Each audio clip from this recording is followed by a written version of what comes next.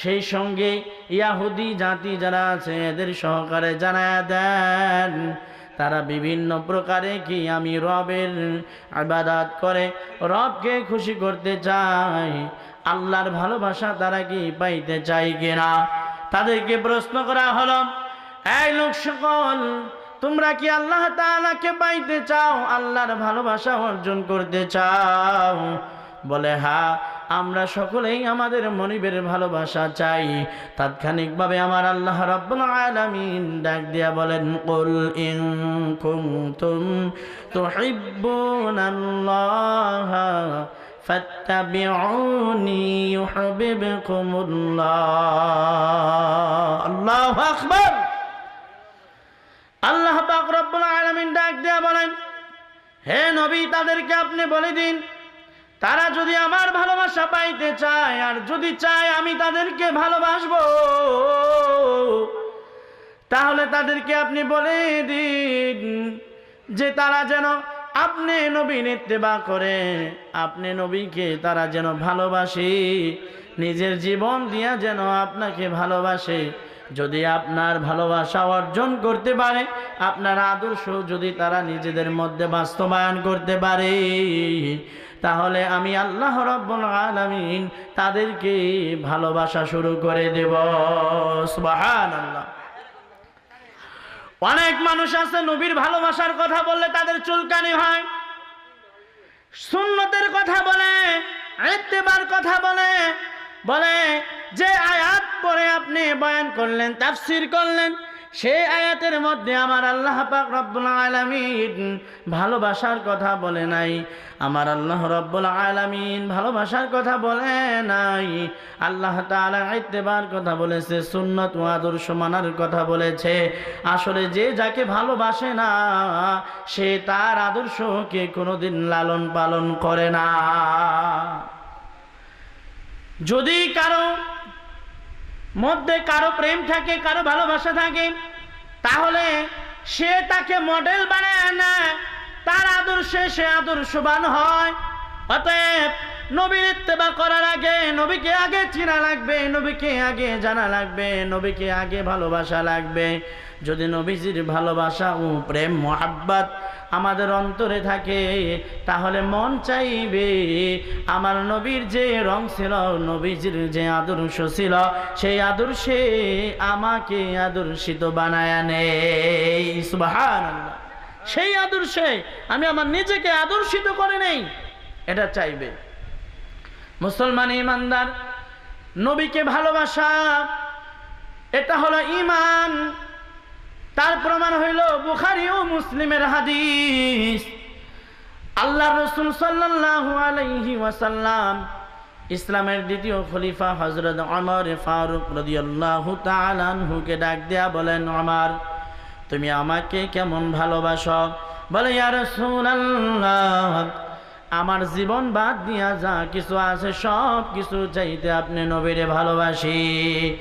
আমার আল্লাহ রাব্বুল আলামিন ডাক দিয়া আল্লাহর রাসূল ডাক দিয়া বলেন, ওমর লা ইউমিন, তুমি এখনো পর্যন্ত মুমিন হইতে পারো নাই, তুমি এখনো পর্যন্ত মুমিন হতে পারো নাই। বলে, ইয়া রাসূলুল্লাহ, ইয়া হাবিবাল্লাহ, তাহলে পূর্ণ মুমিন কিভাবে হওয়া যায় আপনি আমাকে শিখায় দিন। আমার পিতামাতা আপনার কদমে কুরবান হয়ে যান। আল্লাহ রাসূল সাল্লাল্লাহু আলাইহি ওয়াসাল্লাম বলেন, قال النبي صلى الله عليه وسلم لا يؤمن أحدكم حتى أكون أحب إليه من والده وولده والناس أجمعين। سبحان الله। আল্লাহ পাক রব্বুল আলামিনের হাবিব বলেন, ওমর, যে পর্যন্ত না তুমি তোমার সন্তান, তোমার সন্ততি, তোমার স্ত্রী, তোমার পিতা, তোমার মাতা, দুনিয়ার জাগতিক সব কিছু চাইতে এবং তোমার নিজের জীবনটার চাইতে আমি নবীরে যে পর্যন্ত তুমি পুরোপুরি ভালোবাসতে পারবা না, সেই পর্যন্ত কশ্চিন কালের জন্য তুমি ঈমানদার না, ঈমানদার হতে পারো না। সুবহানাল্লাহ। আল্লাহ তাআলার রাসূল কিন্তু বলে নাই যে পর্যন্ত আমার সুন্নাত তোমার মধ্যে না আসবে সেই পর্যন্ত তুমি মুমিন হইতে পারবে না। আল্লাহর নবী এখানে ভালোবাসার কথা এনেছেন, কারণ আল্লাহর নবী এটা ভালো করে জানেন, উম্মতকে ভালো করে এটা মেসেজ দিয়ে দিয়েছেন। কোন উম্মত যদি খাঁটি ভাবে, সহি ভাবে, সত্যিকারে তার নবীকে ভালোবাসে, অবশ্যই সে নবীর আদর্শ তারা নিজেদের মধ্যে বাস্তবায়ন করবে। সুবহানাল্লাহ, নিজেদের মধ্যে অবশ্যই বাস্তবায়ন করবে।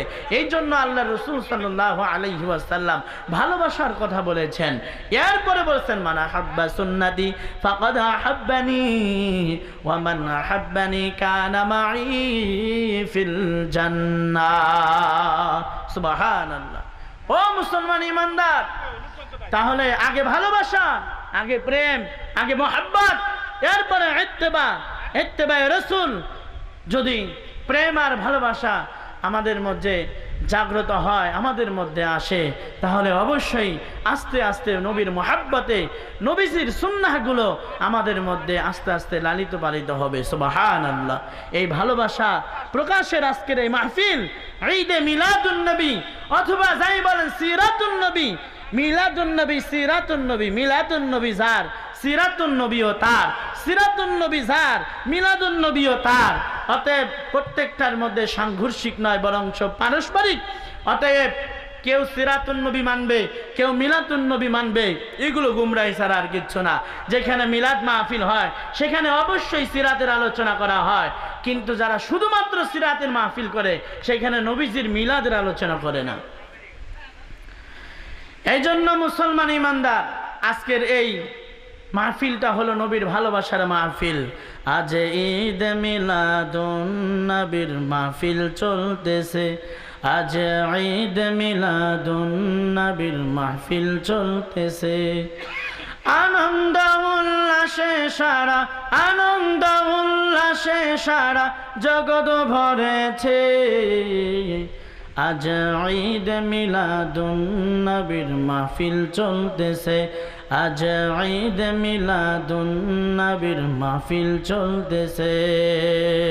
পশু পাখি বৃক্ষলতা মানবার দানব নারায়ে তাকবীর বলে করতেছে উৎসব। পশু পাখি বৃক্ষলতা মানবার দানব নারায়ে রিসালাত বলে করতেছে উৎসব। সেই উৎসবের দুলনা দুলায়, সেই উৎসবের দুলনা দুলায় নূরের বাতাসে।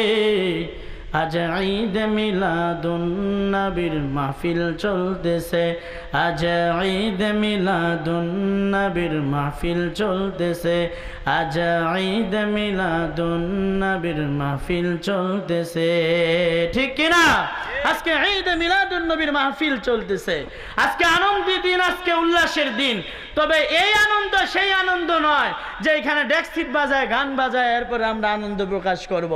অনেক মানুষ ঈদ এটা মানতে চায় না, বলে ঈদ মানে খুশি, ঈদ মানে আনন্দ। সেইখানে আনন্দ বলতে তারা কি বুঝাইতে চায় জানি না, এরা কি ডেক্সিট বাজায়, এরপরে বক্স বাজায়, গান বাদ্য, এটা বুঝাইতে চায় কিনা জানি না। মুসলমান ইমানদার, যদি আপনি এটাকে বাতিল ঘোষণা করেন তাহলে তো আপনার ঈদুল ফিতর, ঈদুল আজহা, আপনি কি বলতে চান যে ঈদুল আজহাতে ডেক্সিট বাজানো জায়েজ আছে, তারপরে ঈদুল ফিতরে ডেক্সিট বাজায়া নাচানাচি করা জায়েজ আছে, ওই রকম উৎসব জায়েজ আছে? আসলে মূলত ভালোবাসা কারে কয়, ঈদ কাকে বলে এটা বুঝতে হবে। আরে ঈদের দিন, ঈদুল ফিতরের দিন বান্দারা, নবীর উম্মতেরা সকাল সকাল গোসল করে, এরপর নতুন অথবা পবিত্র পোশাক আশাক পরে পরিষ্কার পরিচ্ছন্ন হয়ে আতর সুরমা লাগায়া এরপরে তাসবিহ পড়তে পড়তে, তাকবীর পড়তে পড়তে ঈদগাহে যাবে। সেইখানে যে খুশিতে চোখের পানি ছাড়বে আর বলবে, আয় আল্লাহ, আলহামদুলিল্লাহ, লাকাল হামদু ওয়া লাকাশ শুকর। ও আল্লাহ, তোমার শুকরিয়া যে এই জন্য আমার হৃদয়ে আনন্দের দোলা খাইতেছে যে তুমি আজকে আমাকে মাপের ঘোষণা দিয়েছো। সুবহানাল্লাহ। এই যে ঈদ উদযাপন করবে চোখের পানি ফেলে, হাসি মুখে রেখে, অন্তরে ভালোবাসা রেখে, এটার নাম হলো ঈদ। আর ঈদে মিলাদুন নবীতে যেদিন আসবে, যেদিন শুনবে মুসলমান এই মাসে আমার নবী এসেছিলেন এই ধরাধামে, এই দিনে আমার নবী এসেছিলেন এই ধরাধামে, এটা যখন সে শুনবে তখন তার হৃদয়ের মধ্যে ভালোবাসা জাগ্রত হবে। সুবহানাল্লাহ, ভালোবাসা জাগ্রত হবে। কেন জানি হৃদয়ের মধ্যে শান্তি লাগবে। আজকের এই দিনটায়, এই মাসটায়, এই সময়টাই আমার নবী এসেছেন। জোরে কোন সুবহানাল্লাহ। ও মুসলমান ইমানদার, যেই দিনটায়, যেই সময়ে আমার নবী এই দুনিয়াতে আগমন করেছিলেন, সেই সময়টা কত নীরব নিস্তব্ধ, কত স্নিগ্ধতার বাতাস বহায় দেয়, আবহাওয়াটা দিয়ে দেয়। সুবহানাল্লাহ। সেটা হলো সুবহে সাদিকের সময়। সুবহানাল্লাহ। ইমাম জালালউদ্দিন সৈয়দী রাহমাতুল্লাহি আলাইহি বলেন, দুনিয়ার জমিনের মানুষেরা ফজরের সময় এত আনন্দ, এত সুন্দর আবহাওয়া কেন পাওয়া যায়, এত স্নিগ্ধতা কেন? এই আবহাওয়া কি জানানো দেয় জানো? এই আবহাওয়া জানানো দেয় হইল এই সময়টা আখির নবী বিশ্ব নবী মুহাম্মদুর রাসূলুল্লাহ সাল্লাল্লাহু আলাইহি ওয়াসাল্লাম আগমন করেছিলেন। সুবহানাল্লাহ। নবীজির আগমনের কারণে এই পৃথিবীটা যেমন শান্ত, তারপরে আপনার সুশীতল হয়ে গিয়েছিল, সবাই যার যার অধিকার ফিরে পেয়েছিল। মুসলমান ইমানদার ঠিক আবহাওয়াটাও চেঞ্জ হয়ে গেছিল, সুন্দর এক আবহাওয়া নিজেকে উপস্থাপন করেছিল মানুষের সামনে, এই ধরনের মাঝে। আজও পর্যন্ত এই আবহাওয়াটা, এই পরিস্থিতিটা সুবহে সাদিকের সময় আমাদের মাঝে পাওয়া যায়। সুবহানাল্লাহ। অতএব আল্লাহর রাসূল সাল্লাল্লাহু আলাইহি ওয়াসাল্লাম এই দুনিয়াতে যখন আগমন করেছিল, যেদিন আগমন করেছিল, সেদিন আকাশ জমি পাহাড় পর্বত নদী সাগর উপসাগর মহাসাগর যা কিছু আছে সব কিছুই আনন্দ উল্লাসে মেতে উঠেছিল। সুবহানাল্লাহ। আনন্দ করেছিল। আর সমস্ত মূর্তিগুলোর মাথা নয়ে গেছিল। আমার মাতবাড়ি, আমাদের দাবিদারি সবকিছু শেষ। এই দুনিয়ার জমিনে আগমন করেছে সাইয়্যিদে নূর আলম, সাইয়্যিদে বাশার মুহাম্মদুর রাসূলুল্লাহ সাল্লাল্লাহু আলাইহি ওয়াসাল্লাম। সুবহানাল্লাহ। মুহাম্মদুর রাসূলুল্লাহ সাল্লাল্লাহু আলাইহি ওয়াসাল্লামের আগমন হয়ে গেছে। অতএব সবাই সবার এইভাবে তাদের মাতবরি ছেড়ে দিল। রসুলের হাতে আল্লাহ রাব্বুল আলামিন এই পুরা পৃথিবীটাকে তুলে দিয়েছেন। সুবহানাল্লাহ। মুসলমান ইমানদার আমার ভাইরা, এজন্য আসুন আগে রসুলকে বুঝি, রসুলকে চিনি, রসুলের প্রেম আর ইশক মুহাব্বত অন্তরে জায়গা করে নেই। আমার ভাইরা, আমার বন্ধুগণ, কিভাবে রসুলের প্রেম আর ইশক তৈরি হয়? বলে আল্লাহ রাব্বুল আলামিনের জিকির করলে অন্তরের কালি পরিষ্কার হয়ে যায়। আর রাসূলুল্লাহ সাল্লাল্লাহু আলাইহি ওয়াসাল্লামের নামে দুরূদ পড়লে, সালাম পড়লে মানুষের ঈমান সাফ হয়ে যায়, আকীদা মজবুত হয়ে যায়, নবীর প্রতি প্রেম আর ইশক ভালোবাসা জাগ্রত হয়ে যায়। যখন নবীর পুরাপুরি প্রেম আর ইশক কোনো মানুষের মধ্যে আইসা যায়, তখন ওই মানুষটার আত্মশুদ্ধি অর্জন হয়ে যায়। আর যার মধ্যে আত্মশুদ্ধিতা আছে, আমার আল্লাহ রাব্বুল আলামিন ডাক দিয়া বলেন, ওয়াল্লাযীনা হুম মুহসিনুন, নিশ্চয়ই আমি আল্লাহ রাব্বুল আলামিন ওই মুহসিন বান্দাদের সঙ্গেই থাকি। সুবহানাল্লাহ। এজন্য মুসলমান ইমানদার, নবীর প্রেম ও ইশক আমাদের অন্তরে জায়গা দিতে হবে। আমার ভাইরা, আমার বন্ধুগণ, নবী তো আমরা দেখি নাই, তাহলে নবী দেখি নাই, নবীর প্রতি আমাদের ভালোবাসা কেমনে জন্ম নিবে? আজকে নবীজির আওলাদ এবং আমার বন্ধুরা আলেম উলামাদের সম্পর্কে আমার নবী ডাক দিয়া বলেন, ইন্নাল উলামা ওয়ারাসাতুল আম্বিয়া, নিশ্চয়ই উলামায়ে কেরাম যারা আছে এরা হইল আমি নবীর ওয়ারিস, এরা আমি নবীর ইলমের ওয়ারিস। অতএব এদেরকে যারা ভালোবাসবে তারা যেন মনে করে আমি নবীরই ভালোবাসলো। সুবহানাল্লাহ। তাদের দিকে নেক নজরে, মায়ার নজরে যদি তাকায় থাকে, তাহলে তারা যেন মনে করে নবীর দিকে তাকাইলাম। আমার বন্ধুগণ, আমার ভাইরা, আজকে অনেক অনেক উলামায়ে কেরাম আজকে তাশরিফ আনবেন। আমার বন্ধুগণ অলরেডি আলেম উলামাগণ তাশরিফ এনেছেন। আজকে এতটুকু সময় যদি উলামায়ে কেরামের পাশে থাকা যায়, উলামায়ে কেরামের চেহারাটা দর্শন করা যায়, আমার বন্ধু উলামায়ে কেরামকে ভালোবাসার কারণে আস্তে আস্তে রসুলের ভালোবাসা আপনার দিলের মধ্যে পয়দা হবে। রসুলের ভালোবাসা যখন দিলের মধ্যে পয়দা হবে, তখন আপনার প্রত্যেকটা আমল আল্লাহ রাব্বুল আলামিনের কাছে কবুল হওয়া শুরু হবে। সুবহানাল্লাহ। আলেম উলামা বিদ্বেষী হয়ে আলেমদের বিপক্ষে থাইকা আপনি যত বড় নামাজি হন, যত বড় পরহেজগারী হন, আপনি যতটাই ভাব নিয়ে থাকেন, আপনি যতই নবীজির সুন্নাতের আদর্শ নিয়ে চলেন, আপনার একটা আদর্শ আমার আল্লাহ মেনে নিবে না। বন্ধুগণ, আমার ভাইরা, আজকে এমন কিছু মানুষ আছে যারা আমাদেরকে শোনায় দেয়, বলে আবুল আহাব ভালোবেসেছিল মুহাম্মদুর রাসূলুল্লাহকে, তাই কি আবুল আহাব জান্নাতে যাবে? আবু জাহেল ভালোবেসেছিল নবীকে, তাই কি তারা জান্নাতে যাবে? কিন্তু মূর্খের দল, তারা জানে না তাদের প্রশ্নে তারা নিজেরাই আটকা পড়ে যাবে। ও মুসলমান ইমানদার, জান্নাতে যেতে হলে আমল কবুল হওয়ার আগে পূর্ব শর্ত হইল প্রসিদ্ধ ঈমান অর্জন করা। সুবহানাল্লাহ। প্রসিদ্ধ ঈমান অর্জন করা। আরে আবু জাহেলের ভিতরে তো ঈমানই ছিল না, আবুল আহাবের ভিতরে তো ঈমানই ছিল না। আমার বন্ধুগণ, আজকে যে মুসলমানগুলো নবীজির ভালোবাসার মাহফিল সাজায়া দিয়েছে, আমার বন্ধুগণ একজনও কিন্তু কাফের না, একজনও কিন্তু মুশরিক না। আমার ভাইরা, আমার বন্ধুগণ, প্রত্যেকের মধ্যে ঈমান রয়েছে, যার কারণে প্রত্যেকের মধ্যে নবীজির ভালোবাসা প্রকাশ পাইতেছে।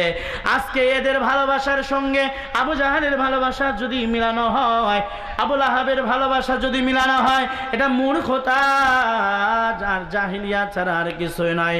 মুসলমান ইমানদার আমার ভাই ও বাবাজিরা, আসুন রাসূল আকরাম সাল্লাল্লাহু আলাইহি ওয়াসাল্লামের প্রেমের মাহফিলে আমরা সকলে এসে উপস্থিত হয়ে যাই ইনশাআল্লাহুল আজিজ।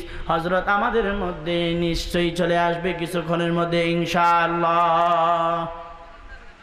হুজুর আসবেন না নাকি?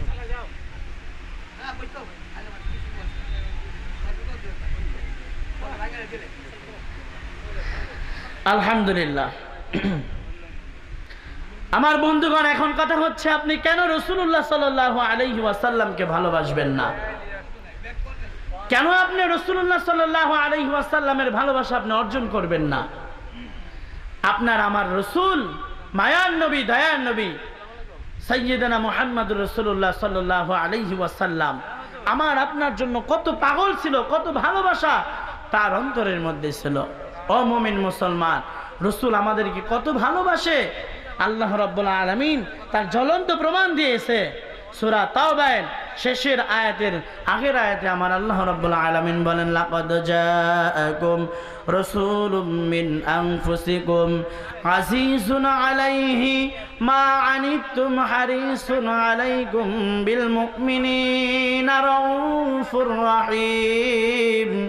মুসলমান ইমানদার আমার ভাইরা, আমার আল্লাহর পাক রব্বুল আলামিন ডাক দিয়া বলেন, নিশ্চয়ই, লাকাদ তাকিদ বলেছেন, তাকিদ দিয়েছেন, নিশ্চয়ই নিশ্চয়ই এমন একটা পয়গম্বর তোমাদের মাঝে আগমন করেছে, তোমরা জানো না যে পয়গম্বর তোমাদের জন্য কাঁদে। তোমরা যদি হাসো তাহলে তিনি হাসেন, তোমাদের ব্যথায় তিনি কাঁদেন। নিশ্চয়ই তিনি তোমাদের জন্য পরম দয়ালু করুণাময়। সুবহানাল্লাহ। তিনি দয়াল নবী, তিনি মায়ার নবী, তিনি শাফাআতুল নবী। মুসলমান ইমানদার, নবীর জন্য ভালোবাসা কেন আপনি দিবেন না? আমার আল্লাহ রাব্বুল আলামিন নবীজির যেভাবে সত্যায়তন করেছেন, ঠিক সেইভাবে আমার আল্লাহ রাব্বুল আলামিনের হাবিব, আমার আপনার পয়গম্বর সরকারে দো আলম নবী মুহাম্মদুর রাসূলুল্লাহ সাল্লাল্লাহু আলাইহি ওয়াসাল্লাম উম্মতকে ওইভাবে ভালোবাসা দিয়া দেখায়া দিয়েছেন। সুবহানাল্লাহ। আমার বন্ধুগণ, আমার ভাইয়েরা, মুহাম্মদুর রাসূলুল্লাহ সাল্লাল্লাহু আলাইহি ওয়াসাল্লাম আমাদেরকে কেমন ভালোবেসেছেন তার একটা জলজন্ত প্রমাণ হইল হাদিসের মধ্যে আছে। আম্মা জান আয়েশা সিদ্দিকা রাদিয়াল্লাহু তাআলা বলেন, মুসলমান ঈমানদার, আল্লাহ পাক রব্বুল আলামিনের হাবিব আমার আপনার কামনেওয়ালা মুহাম্মদুর রাসূলুল্লাহ সাল্লাল্লাহু আলাইহি ওয়াসাল্লাম নবী আমার তার সমস্ত স্ত্রীদের কাছে তার খেদমতগুলোকে বন্টন করে দিয়েছিলেন। আম্মা জান আয়েশা সিদ্দিকা রাদিয়াল্লাহু তাআলা আনহা বলেন, বিশ্ববাসী শোনো, আমার বাটেও একটা খেদমত পড়েছিল। সেই খেদমতটা হইল রাসূলুল্লাহ সাল্লাল্লাহু আলাইহি ওয়াসাল্লামকে গোসল করানো এবং তাহার শরীরে তৈল মালিশ করে দেওয়া। সুবহানাল্লাহ। এই সৌভাগ্যটা আমার হয়েছিল, এই খেদমতটা আমি নবীর পেয়েছিলাম।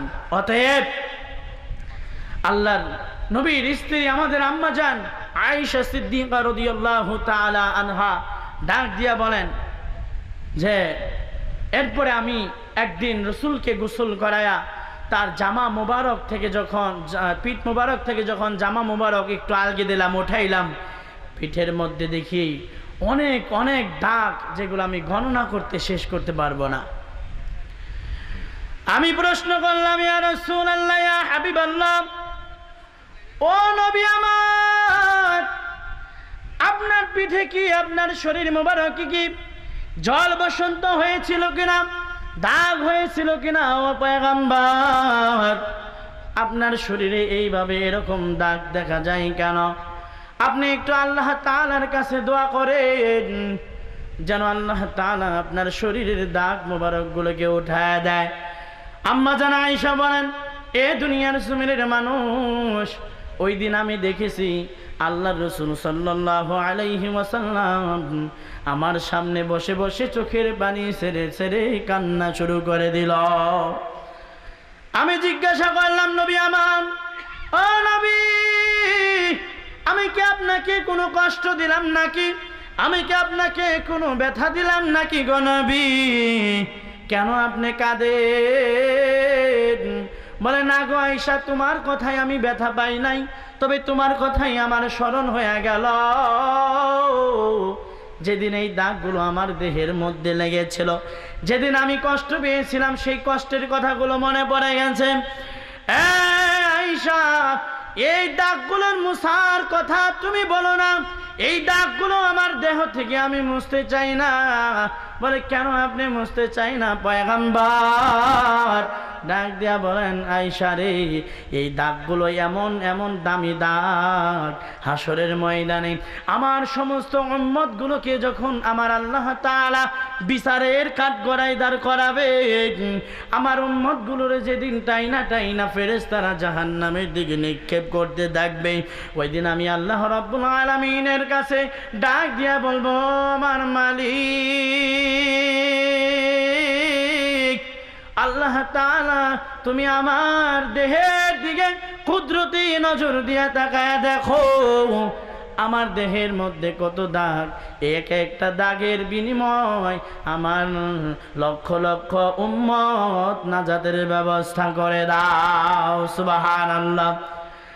এরে আয়েশা, ঠিকই আমার আল্লাহ তাআলা ওই দিন আমার এক একটা দাগের বিনিময় আমার এক একটা উম্মতকে জান্নাতে নেওয়ার ব্যবস্থা করে দিবেন। বলে, ইয়া রাসূলুল্লাহ, ইয়া হাবিবাল্লাহ, তাহলে আমার জানার বড় ইচ্ছা হইল, এত দামি দাগ, এই দাগ আপনি কিভাবে বানাইলেন? আল্লাহর নবী চোখের পানি ছেড়ে ছেড়ে বলেন, আয়েশা, এই দাগগুলো হয়েছিল সেই দিন যেদিন আমার পালক পুত্র যায়েদকে লইয়া তায়েফের ময়দানে গিয়েছিলাম। আয়েশা রে, ওই তায়েফের ময়দানে যাওয়ার পরে মানুষের কাছে আমি কালেমার দাওয়াত দিয়েছি, দিনের দাওয়াত দিয়েছি। এই মানুষগুলো আমার দিনের দাওয়াত কবুল করে নাই রে আয়েশা, শুধু দাওয়াত কবুল করে নাই, শুধু তা নয়, ওরা মক্কার শিশু বাচ্চাদেরকে, যুবকদেরকে লেলিয়ে দিল আমার পিছনে আমার সাথে শত্রুতা পোষণ করার জন্য। সকলে এক একটা কঙ্করগুলো হাতে লইয়া বৃষ্টির মতো ওই দিন আমার বদন মোবারকের দিকে ছুটতে লাগলো। এক একটা পাথর এসে এসে আমার চামড়া মোবারকে ভেদ করে ঢুকতে লাগলো। আয়েশা রে, ওই দিন এমন অবস্থা হয়েছিল রে আয়েশা, ওই দিনের কথা যদি আমার মনে পড়ে যায় আমার চোখের পানি আমি রাখতে পারি না। আয়েশা রে, আমার রক্ত মুবারক জমিনের মধ্যে পড়তে লাগলো, আমার পায়ের জুতা মুবারকের সঙ্গে ধুলো বালু দিয়ে আর রক্ত দিয়ে এইভাবে আটকায় গেল, আমি পাগুলো জমিনের মধ্যে ফেলতে পারছিলাম না। এই মুহূর্তের মধ্যে আমি বলতেছিলাম, এই দুনিয়ার জমিনের মানুষ, ও তায়েফবাসীরা, তোমরা আমাকে মাইরো না, আমি পাগল না রে, পাগল না, আমি তোমাদের নবী, বিশ্ব মানবতার অগ্রদূত, তোমাদের কান্ডারি সাইয়েদেনা মুহাম্মদুর রাসূলুল্লাহ, আমি হইলাম রসুল, তোমাদের নাজাতের জন্য এই দুনিয়ার জমিনে প্রেরিত হয়েছি। আয়েশা, এরা আমার কেউ কোনো কথা শুনতেছিল না, আমাকে এরপরে আঘাতের পরে আঘাত করতেছিল। আমি বলতেছিলাম, রে তায়েফবাসীরা, আমাকে আর আঘাত করিস না, আমার সহ্য হয় না। কে আজকে আমার জন্য আগাবে? আমার মা নাই, আমার বাবা নাই, আমার দাদা নাই, আমার চাচারা যদি আজকে বেঁচে থাকতো, আমার চাচা আবু তালেব যদি বেঁচে থাকতো, এইভাবে কি সাহস পাইতা আমার দেহে আঘাত করতে? আয়েশারে কত কাকুতি মিনতি করেছি, এরপরেও আমাকে ওরা ছাড়ে নাই, আমাকে ওরা আঘাতের পরে আঘাত করেছে। আমার পালং সেনে জায়েদ আমাকে জড়ায় ধইরা আমাকে নিচে ফালায়া নিজে উপর হয়ে শুয়ে গেছে, ডাক দিয়ে বলেছে, তায়েফবাসীরা, মার যদি দেওয়া লাগে, মারা যদি ইচ্ছা তোমাদের জাগে, আমাকে মেরে দাও, আমাকে মেরে ফেলো। এরপরেও আমার পয়গম্বর মুহাম্মদুর রাসূলুল্লাহ সাল্লাল্লাহু আলাইহি ওয়াসাল্লামকে আঘাত করা যাবে না। আল্লাহু আকবার। মুসলমান ইমানদার আমার ভাইরা, আমার নবী ওই দিন বর্ণনা দিতেছিল আয়েশারে, আমার এমন দুরবস্থা দেখে হযরতে জিবরাইল আমিন আগমন করে দিলাম। জিবরাইল ডাক দিয়া বলেন, পয়গম্বর, ও দয়াল নবী গো, আল্লাহ তাআলা আপনার চোখের পানি দেখে সহ্য করে নাই, আমাকে দুনিয়ার জমিনে পদার্পণ করে দিয়েছেন, জরুরিভাবে আপনার কাছে অবতরণের জন্য নির্দেশ দিয়েছেন। বলে, কেন কেন কেন? বলে, আপনাকে আঘাত করতেছে গো পয়গম্বর। আল্লাহ তাআলা জানতে চাইছে আপনার মনোভাব। আপনি যদি খালি বলেন যে এদেরকে ধ্বংস করে দেওয়ার জন্য, পয়গম্বর, আমার মধ্যে এমন শক্তি আছে, তায়েফের সমস্ত বড় বড় পাহাড়গুলোকে ঝুঁকায়া নিচের দিকে দিয়া এই উম্মতগুলোকে পিষে মেরে ফেলার ক্ষমতা আমার আছে। সুবহানাল্লাহ। পয়গম্বর আমার ওই দিন ডাক দিয়া বলেছিলাম, ও জিবরাইল, না, আমি তো পয়গম্বর, আমার আল্লাহ তাআলা বলেছেন আমি রউফুর রহিম। সুবহানাল্লাহ বলেন। আমি তো রউফুর রহিম, আমি তো দয়ালু। আমার আল্লাহ রাব্বুল আলামিন হলো রহমান, আর আমি হলো রউফুর রহিম।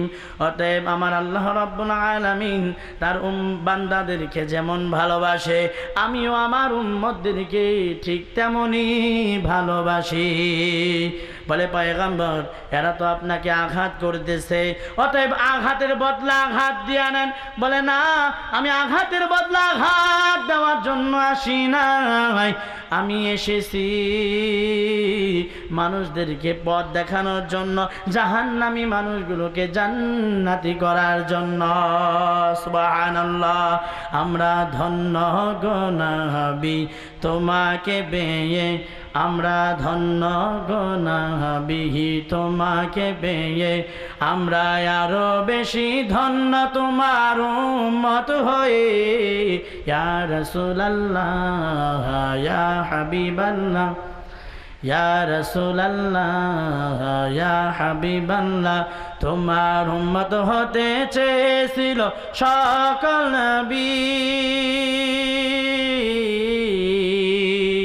তোমার উম্মত হতে চেয়েছিল সকল নবী, যার পরে ঝুঁকে পড়ে সৃষ্টির সবই, সৃষ্টির সবই তুমি সেই নবী যার কদমে চন্দ্র রবি, তুমি সেই নবী যার কদমে চন্দ্র রবি। যুগের পরেও পরে রব ভিকুক হয়ে, ইয়া রাসূলুল্লাহ ইয়া হাবিবাল্লাহ, ইয়া রাসূলুল্লাহ ইয়া হাবিবাল্লাহ। আমরা ধন্য গো নবী তোমাকে পেয়ে, আমরা আরো বেশি ধন্য তোমার উম্মত হয়ে, ইয়া রাসূলুল্লাহ ইয়া হাবিবাল্লাহ, ইয়া রাসূলুল্লাহ ইয়া হাবিবাল্লাহ। মারহাবা বলেন। মুসলমান ঈমানদার বলে, ইয়া রাসূলুল্লাহ তাহলে আপনি কি চান? বলে, আমি চাইছিলাম রে আয়েশা, ওই দিন আমি জিবরাইলকে বলেছিলাম আজকে যদি আমি এদের জন্য বদদোয়া করে দেই আর এদেরকে যদি তুমি ধ্বংস করে দাও, তাহলে আজকে দিনের দাওয়াত লইয়া আমি কার কাছে যাব? জিবরাইল, আমি কিন্তু মূসা নবী না, আমি কিন্তু ঈসা নবী না, আমি কিন্তু দাউদ নবী না, আমি কিন্তু নূহ নবী না, আমি হইলাম মুস্তাফা নবী, উম্মতের কান্ডারি। ওগো কামলিওয়ালা নবী আমার, আপনি আর কি বলেছিলেন? বলে, আমি ওই দিন ওয়াদা করেছি জিবরাইল এদেরকে বাঁচায় দাও, এরা যে আমাকে আঘাত করেছে, এক একটা আঘাতের বিনিময়ে আমার লক্ষাধিক উম্মত লইয়া আমি জান্নাতে যাব। সুবহানাল্লাহ। এজন্য মুসলমান ঈমানদার নিজে আঘাতের পর আঘাত সহ্য করেছেন, নিজে সবকিছু নিজের জন্য বিলীন করে দিয়েছেন, কোনো কিছুই নিজের জন্য আহলে বাইতের জন্য রেখে যান নাই। আল্লাহ রসুল কোনো সম্পদের পাহাড় গড়েন নাই।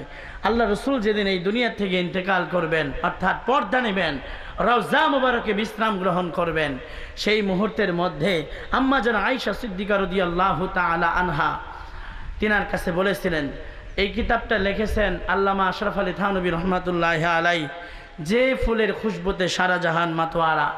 এখানে লিখেছেন আল্লাহ রসুল সাল্লাল্লাহু আলাইহি ওয়াসাল্লাম যখন এই দরাদম থেকে পর্দা নেবেন, তখন আয়েশা সিদ্দিকা রাদিয়াল্লাহু তাআলা আনহাকে ডাক দিয়ে বলেছিলেন, হে আয়েশা, ঘরের মধ্যে কোনো সম্পদ আছে নাকি? বলে, ইয়া রাসূলুল্লাহ ইয়া হাবিবাল্লাহ, হাদিয়া দেওয়া কিছু ছোট্ট ছোট্ট 6টা স্বর্ণের টুকরা আছে। আল্লাহ রসুল বলেছেন, ও আয়েশা, তাড়াতাড়ি এই দুনিয়ার থেকে বিদায় হওয়ার আগেই তাড়াতাড়ি এই সমস্ত স্বর্ণের টুকরাগুলো আল্লাহর জন্য আল্লাহর রাস্তায় দান করে দাও। সুবহানাল্লাহ। আমি চাই না নবী, আমি নবী চাই না আমার আহলে বাইতের জন্য দুনিয়ার কোনো সম্পদ রেখে যাই। আল্লাহু আকবার। ও মুসলমান ঈমানদার, আল্লাহ রসুল এই দুনিয়ার জমিনের সবার সুখ শান্তির চিন্তা করেছেন, নিজের জন্য কোনো সুখ শান্তির চিন্তা করেন নাই। এ বন্ধুগণ আমার, নিজের জন্য কোনো চিন্তা করে নাই। আল্লাহ রসুল সাল্লাল্লাহু আলাইহি সাল্লাম একদিন দুপুরবেলায় ঘরের মধ্যে শুয়ে আছেন, বিশ্রাম করতেছিলেন। হযরত ওমর ফারুক রাদিয়াল্লাহু তাআলা ঘরের মধ্যে ঢুকলেন, যা দেখেন আল্লাহ রসুল সাল্লাল্লাহু আলাইহি ওয়াসাল্লাম শুয়ে আছেন, দড়ি দিয়ে বানানো খাটিয়ার মধ্যে শোয়া, একটা খেজুর পাতার চাটাই সেখানে বিছানো, ডান পাশে একটা পানির সুরাহি, পানির মশক, সেটা পানি শূন্য হয়ে একদিকে কাত হয়ে পড়ে আছে। এই দৃশ্য দেখে হযরতে ওমর ফারুক রাদিয়াল্লাহু তাআলা চোখের পানি ছেড়ে ছেড়ে ঢেকড়ে ঢেকড়ে কাঁদা শুরু করলেন। হযরতে ওমর ফারুক রাদিয়াল্লাহু তাআলা আনহুর চোখের পানি ছাড়া আর কান্নার আওয়াজের শব্দটা যখন আল্লাহ রসুল সাল্লাল্লাহু আলাইহি ওয়াসাল্লামের কানের মধ্যে পৌঁছা গেল, আল্লাহ রসুলের ঘুম ভেঙে গেল।